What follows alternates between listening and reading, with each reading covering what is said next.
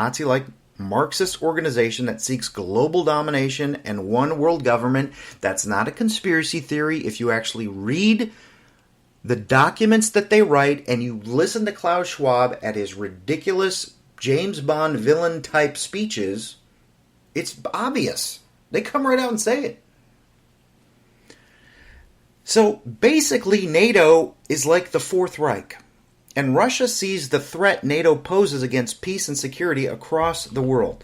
So Putin, and folks, I'm not a fan. I don't go around saying that I love Putin and I wish Putin was president of the United States. I'm not a fan of Putin. I'm just stating the facts of history and what's going on right now, and framing it in reality as opposed to what is being force-fed to you by the fake media.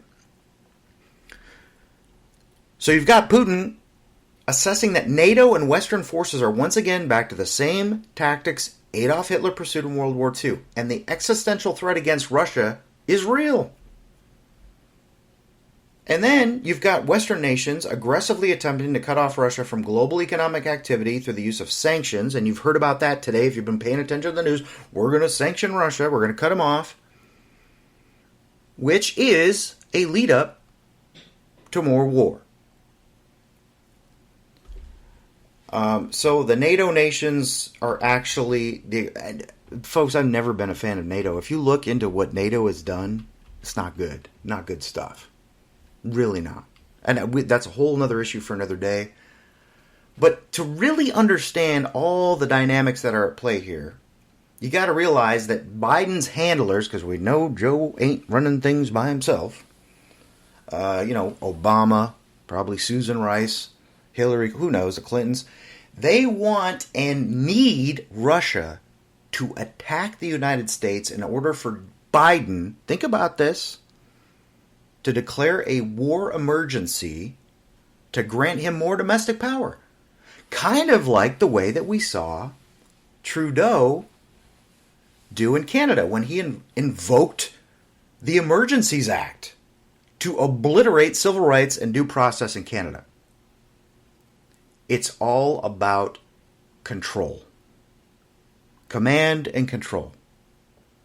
Problem, reaction, solution. So, this emergency would help explain inflation, supply chain disruptions, rising homelessness, skyrocketing crime rates, other serious problems stemming from failed Democrat policies in America. Policies which are leading to the rapid collapse of blue cities. Look at them, like Seattle and Portland. Perfect examples. Look at Chicago. How many people get shot and killed every weekend in Chicago? Lori Lightfoot. And more importantly, Biden could use wartime powers to, think about it, suspend midterm elections. He could attempt nationwide gun confiscation. I'm not saying he's going to be successful. Not with the gun confiscation. Possibly with suspending elections. But it would be another step toward turning America into an authoritarian dictatorship like what Canada has now become. I mean, Canada has fallen, folks. Look what's going on there every day. Did you see the videos of the cops beating these truck drivers bloody? A man in his 70s gets arrested for honking his horn in support of the Canadian Freedom Convoy truckers. You think it can't happen here? And now, did you see? You got the Freedom Convoy in the States heading from L.A. to D.C. just in time for Biden's sleepy State of the Union address coming up.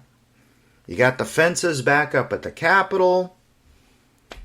And, of course, it's all Trump supporters, domestic terrorists that must be brought down, just like the siege of January 6th.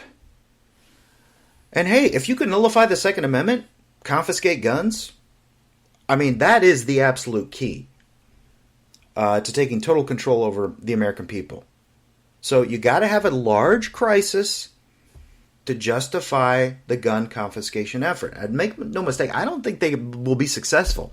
Not at all. They'll try. They've been trying to confiscate guns and get rid of guns Trade in your guns if you're a good law-abiding citizens. What do you need guns for? They've been trying to do that for a long time. And then, did you see the warnings also about a cyber attack? We could be attacked. We could have a cyber attack. They could shut down our satellites. They could shut down the power grid. Russia. So you got Biden's handlers engaging Russia in conflict and then launch their own deep state cyber attack. Have a false flag attack, a false flag cyber attack on America's infrastructure. And you can go back, do a internet search on Hillary Clinton when she was running for president against President Trump.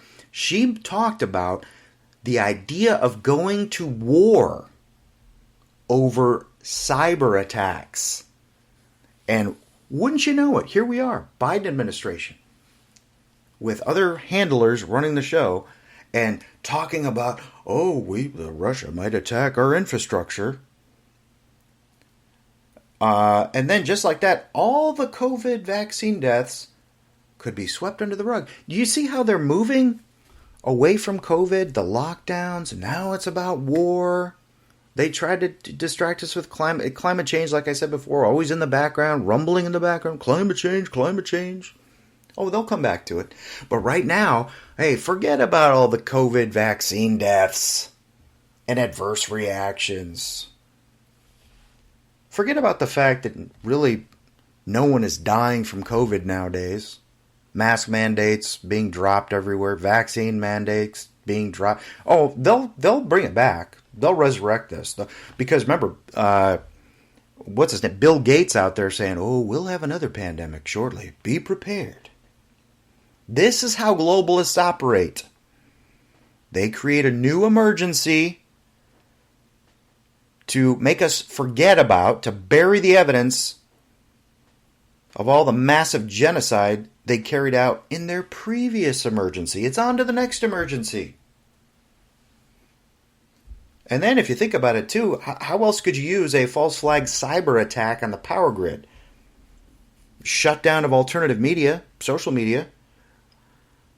Trump's got his new social media, Truth Social, just launched this week. Isolate the American people from each other. Deprive them access to new information. That's what's happening, folks. That's what it's being used for. That's the end game right here. All right, to kind of put a bookend on this whole subject of Russia and Ukraine today, which I know we'll be talking about for some time, I can't help but play this soundbite. Brought to you by the great folks at Breitbart.com. This is buffoon John Bolton. This was from today.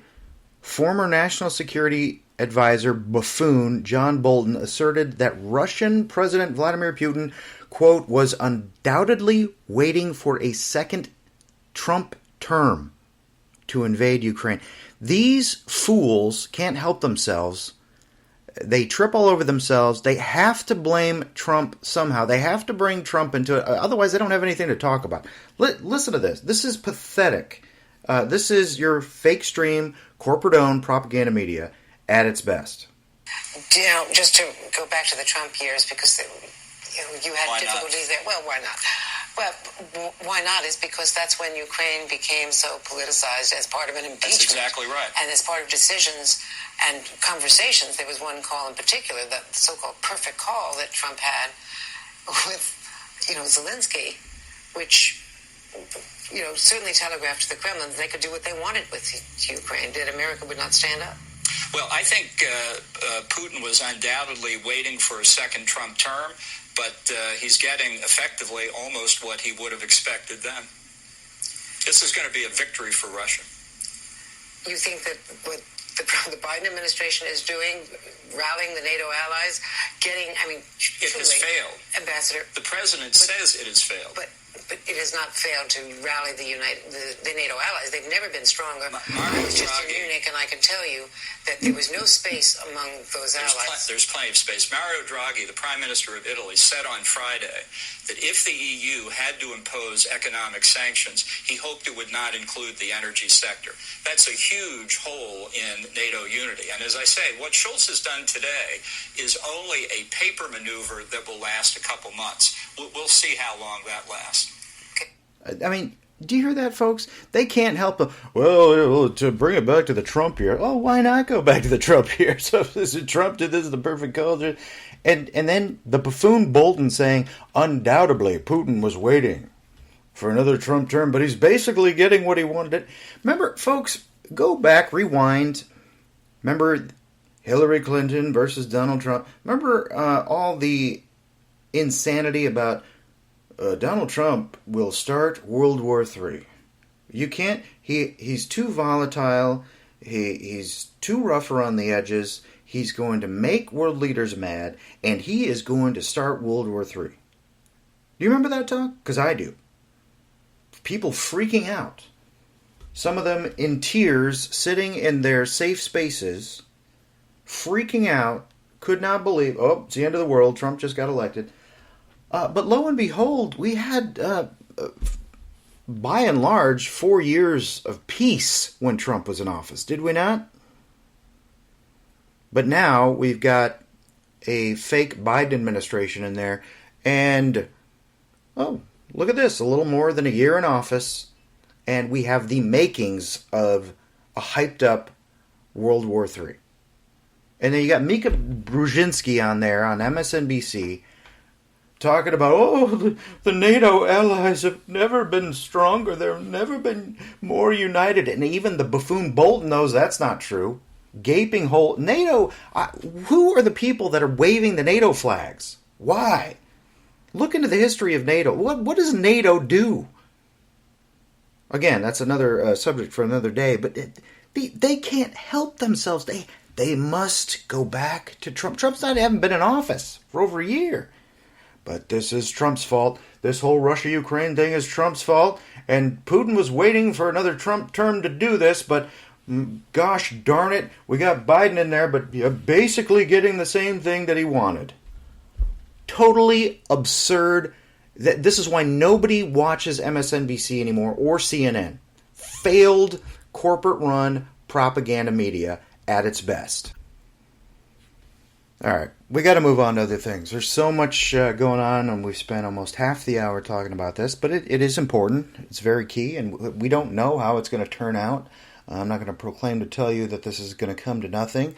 But with a Biden administration in there, you think that's going to be a calming effect on world events? The weakness that he demonstrated with Afghanistan, waving the white flag to the rest of the world, saying we're weak. We'll take whatever you have to dish out. All right.